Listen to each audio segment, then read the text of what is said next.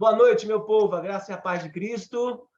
Nós estamos aqui na nossa sala de oração, graças a Deus, com muitas pessoas. Acabamos de orar aqui, de interceder, fazemos nossos clamores, não é? E agora nós queremos refletir esses minutos que resta para a gente refletir sobre a palavra de Deus. Eu quero pedir licença a você que está aqui hoje ao vivo, aos irmãos da Igreja Batista Reformada Vida Abundante e aos internautas do YouTube, do Facebook, do Instagram, das mídias sociais da igreja, que irão nos ver e nos assistir depois. Eu quero hoje iniciar uma série de mensagens com vocês sobre as 5 solas. É um tema muito básico para nós, né? Vamos dizer assim, porque a gente fala constantemente sobre o tema, mas para muitas outras pessoas é um tema muito relevante, né? E um tema, às vezes, polêmico, ou às vezes um tema que nem sempre é divulgado. Então, muita gente quer ouvir e aprender sobre isso. Nós vamos relembrar e vamos meditar na palavra de Deus, tá bom? Abra comigo a sua Bíblia, por favor. Vamos ler o texto base hoje? Nós vamos falar hoje sobre sola escritura, somente as escrituras. Quero que você abra comigo a segunda carta a Timóteo, capítulo 3, versículo 14 ao 17.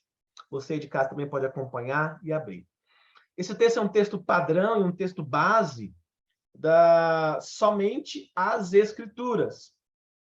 Todo mundo sabe, e eu vou aqui introduzir rapidamente, que as 5 solas foram uma doutrina difundida, né, na Reforma Protestante. Claro, muitas outras doutrinas, mas aí logo depois os pós-reformadores, como por exemplo João Calvino, entre outros, eles resumiram essa proposta da reforma em 5 solas. Eu quero hoje falar sobre a primeira, sola escritura, somente as escrituras. Então, leia comigo 2 Timóteo 3, 14 ao 17. Quanto a você, porém, permaneça nas coisas que aprendeu e das quais tem convicção, pois você sabe de quem vem e o que você aprendeu. Versículo 15. Porque desde criança você conhece as sagradas letras, que são capazes de torná-lo sábio para a salvação mediante a fé em Cristo Jesus. E aí o texto bem conhecido de nós, os batistas, os reformados, não é? Os cristãos, no modo geral, versículo 16. Toda a escritura é inspirada por Deus e é útil para o ensino, para a repreensão, para a correção e para a instrução da justiça, para que o homem de Deus seja apto e o que, gente? Plenamente preparado para toda boa obra. Irmãos, essa orientação aqui do apóstolo Paulo para Timóteo é algo que serve para nós nos dias de hoje. Então, falando somente a Escritura, nós entendemos que a Bíblia é a nossa regra de fé, de princípios, e é a nossa autoridade máxima. É nela que nós depositamos a nossa confiança e a autoridade daquilo que nós cremos, daquilo que nós entendemos. Então, vamos lá. Só a Escritura é a regra inerrante da vida da igreja. Mas a igreja evangélica atual fez separação entre a Escritura e a sua função oficial. Na prática, a igreja é guiada por vezes, ou por demais vezes, pela cultura, ou por técnicas terapêuticas, ou estratégias de marketing, né? E até, ou seja, ditando o ritmo do mundo e de entretenimento, muitas vezes, tem mais voz naquilo que a igreja quer, né? E como funciona no que oferece, do que a palavra de Deus? O que eu quero dizer com isso, aqui resumindo? É que hoje as escrituras deveria, tudo que foi pregado nos pré-reformadores, em Lutero, para chegar em nós, que é essa volta às escrituras, desde o século III, século IV, que foram permeando na igreja cristã as heresias, as falsas doutrinas. Então, essa foi a ideia da reforma, é que a igreja retorne à fonte de autoridade.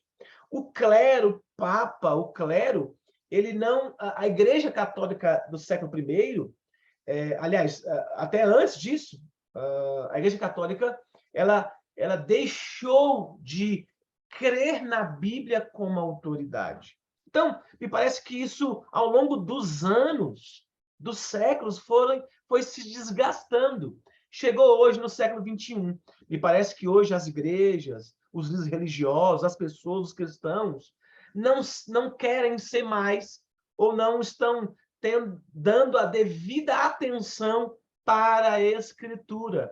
Então, nós cremos que essa Escritura é a nossa regra de fé, né? De princípio. É essa Bíblia que nós estamos falando aqui hoje, essa sola, somente as Escrituras, que rege o nosso pensar, o nosso falar, a nossa visão.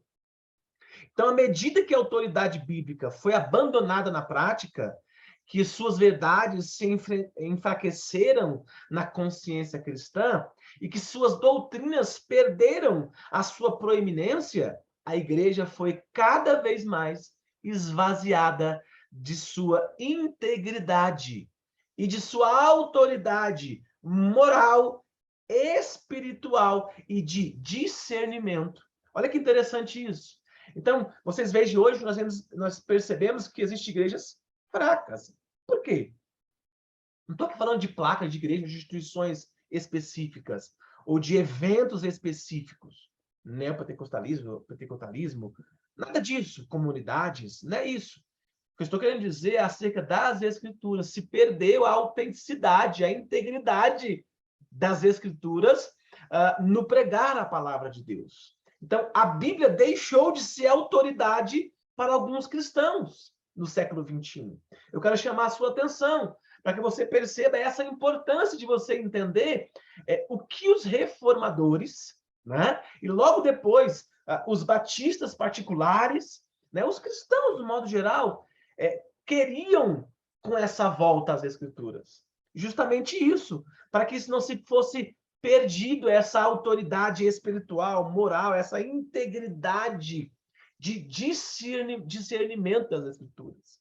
Então, eu quero chamar a sua atenção e dizer para você de que nós precisamos voltar para as Escrituras, porque ela sim é que nos rege, né? E parece que hoje as pessoas, até alguns líderes religiosos, estão regredindo, né, no que tange às Escrituras.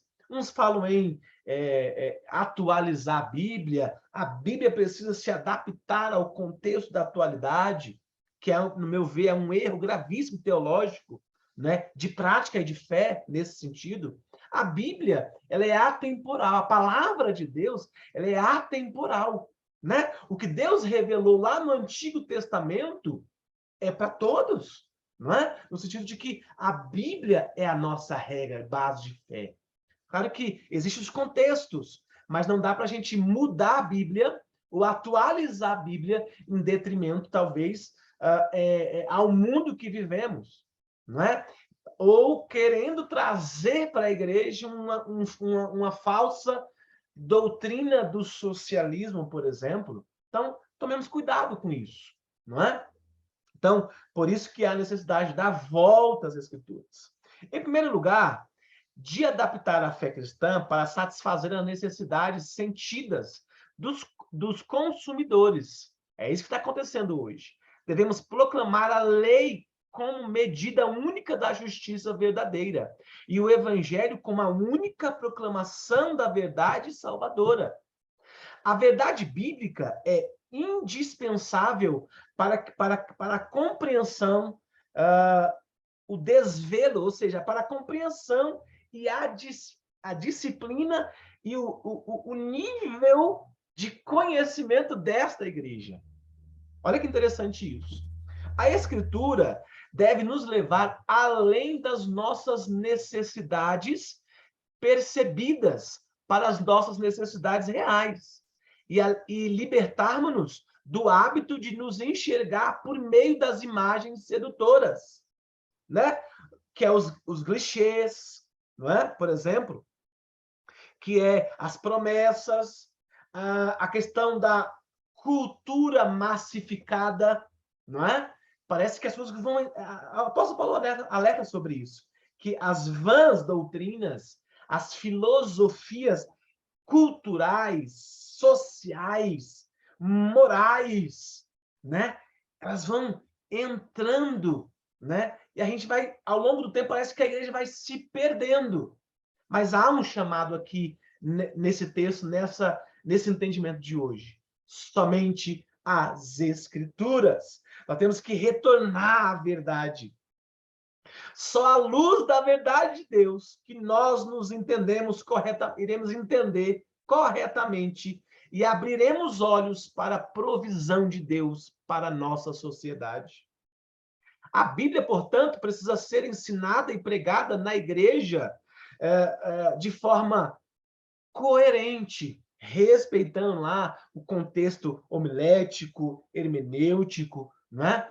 Qual o sentido do texto, um sermão expositivo, para que haja entendimento. Ou seja, através desse sermão, através dessa exposição, a obra do Espírito Santo na experiência pessoal não pode ser desvinculada das Escrituras. O que eu quero dizer aqui é de que, à medida que você vai ouvindo esta palavra, e esta palavra é poder de Deus, é o evangelho de Deus, ela está conectada com o Espírito Santo de Deus. Então, nós cremos numa Bíblia, numa só escritura, onde o Espírito Santo de Deus revela-se a nós essa palavra de Deus. Parece que quando você ouve esta palavra, você internaliza isso. Você recebe isso, você aprende isso, você entende, você percebe isso, e agora por diante você começa a praticar essas verdades contidas nas Escrituras. Portanto, o Espírito de Deus não fala em formas de independência das Escrituras, a parte das Escrituras, né? Mas sempre em conectividade com as Escrituras. Ou seja, a graça de Cristo nas Escrituras. Nós estamos falando aqui hoje sobre algumas doutrinas da graça. A primeira doutrina da graça é sola escritura, dizendo que a palavra bíblica ela é fiel e ela é espiritual para a sua vida, não é? Ou seja, me parece que quando a gente entende a palavra, ouve a palavra de Deus, como realmente está escrito na palavra de Deus, na Bíblia, isso parece que o Espírito Santo de Deus testifica em nós, não é? Esse entendimento, e aí, da agora por diante, a gente começa a praticar essas Escrituras. Então, é sobre essa volta das Escrituras que eu quero comentar, que eu quero falar com vocês nas demais solas. Então, é esse evangelho que nós temos que levar adiante. E parece que, às vezes, quando a gente fala sobre solas, sobre as 5 solas, ou sobre as doutrinas reformadas, ou sobre os autores, sobre os pais da igreja, sobre Martinho Lutero, João Calvino, há uma resistência. Mas eu quero chamar a sua atenção. O que nós estamos falando aqui hoje não é de homens ou de pessoas. Estamos aqui citando homens e pessoas que foram pessoas que deram a sua parcela de testemunho na história da igreja, não é? Agora, o que é relevante aqui para nós é o conteúdo, é o que eles disseram e o que a Bíblia está nos revelando. Por isso, somente as Escrituras. Então, gostando você ou não, ou quem vai me ouvir ou não, de ouvir a gente pregar sobre esses homens, sobre a Bíblia, né? Gostando ou não, essas são as verdades contidas nas Escrituras. Portanto, irmãos, a minha fala, e eu concluo aqui, já partindo para a conclusão, de que nós precisamos ser uma igreja pautada na sola Escritura. Os irmãos podem perceber, você que talvez ainda não conhece a Igreja Batista Reformada da Vida Abundante, mas os nossos pilares doutrinários são justamente as 5 solas. Essas 5 principais doutrinas que nos dá uma base. Nós não falamos só sobre esse assunto, claro, nós temos outros assuntos, a Bíblia nos ensina outros diversos, centenas de assuntos que a gente tem que pregar essa palavra, pregar esse evangelho. Mas essa é a base. Essa é a base. Não é? E eu termino reafirmando da seguinte forma: sola escritura. Reafirmamos que a escritura é inerrante e ela é a nossa fonte única de revelação divina escrita, única para constranger a consciência humana. A Bíblia sozinha ensina tudo o que é necessário para a nossa vida e para a nossa salvação do pecado. E é o padrão pelo qual todo comportamento cristão deve ser avaliado. Então, nós entendemos que a Bíblia nos traz um contexto moral, de prática, né? O que pensar, o que falar, socialmente falando. Então, eu reafirmo que nós negamos que qualquer credo, concílio ou indivíduo possa constranger a consciência de um crente. O que eu quero dizer com isso? Não é a confissão de fé batista que nos constrange. Não é os escritos de Calvino que nos constrange na palavra. Não. Eu quero dizer que, acima de tudo isso, está as Escrituras. Né? A palavra de Deus é quem nos constrange, é quem nos revela a sua autoridade. Não é? É a palavra de Deus que nos traz esta graça. E aí entra a pessoa do Espírito Santo que nos revela essas verdades que não são humanas, mas são espirituais, contidas nesta palavra, que é a Bíblia, que é as Escrituras. Então, que Deus vos abençoe a sua vida. Nós vamos continuar falando sobre as 5 solas durante 5 semanas. Então, convido você a estar conosco no domingo, na quarta-feira que vem, não é? Na quarta-feira que vem, para a gente conversar sobre esse assunto e a gente aprender um pouco mais. Fique com esta palavra, medite lá em 2 Timóteo, capítulo 3, né? Do versículo 14 ao 17. Reflita naquele texto, porque aquele texto reflete tudo aquilo que nós falamos aqui hoje, não é? Foi a luz de velas em uma caverna, em um local pequeno, que o nosso irmão Martinho Lutero foi revelado a ele as Escrituras. Naquele momento que Martinho Lutero leu Romanos capítulo 1, versículo 17, ele foi transformado pelo poder dessa Escritura. Eu convido você a ler esta Bíblia, convido você a ler essa Escritura, porque eu não tenho dúvida que o Evangelho é poder para te salvar, para salvar a sua família, para transformar você. É nisso que cremos e é isso que nós vamos continuar pregando em nome de Jesus. Meus irmãos, eu quero agradecer a vocês por ter permanecido até agora comigo. Que Deus os abençoe. Nós já oramos, pedimos a Deus graça e eu convido você a estar comigo semana que vem para a gente falar sobre sola gratia, somente a graça. Quero convidar você. Posso fazer um desafio? Convide mais alguém para estar conosco, aqui conosco, nessa gravação, não é? E daqui a pouco eu vou compartilhar com vocês esse vídeo. Compartilhe com mais pessoas. Multiplique isso para que a palavra de Deus, para que o evangelho chegue até as pessoas. Vamos agradecer a Deus? Pai, nós somos gratos a Ti por esse dia, por essa sala de oração, Senhor. Pai, a Tua palavra é quem nos constrange do pecado. A Bíblia diz que esse evangelho é que nos convence do pecado e da maldade. Por isso, Senhor, nós reconhecemos que a Bíblia é a nossa maior autoridade. Por isso, sola as Escrituras, somente as Escrituras. Que a nossa vida, que a nossa igreja, que o nosso pensar, que o nosso agir esteja guiado conforme a Tua palavra. É nisso que cremos e te agradecemos em nome do Pai, do Filho e do Espírito Santo de Deus. Amém e amém. Queridos, Deus abençoe, semana de bênção. Vamos continuar em constante oração uns pelos outros. A gente se vê no domingo no culto público, tá bom? Beijo, Deus abençoe. Tchau, gente. A paz, obrigado, hein? Vamos conversar, Dinho. Tchau. Tchau para vocês, Deus abençoe. Boa noite. Tchau. Paz. Ó, dia 30, responsabilidade, voltar com consciência. Deus abençoe a sua vida. Deixa a palavra de Deus guiar cada um de vocês. Tchau.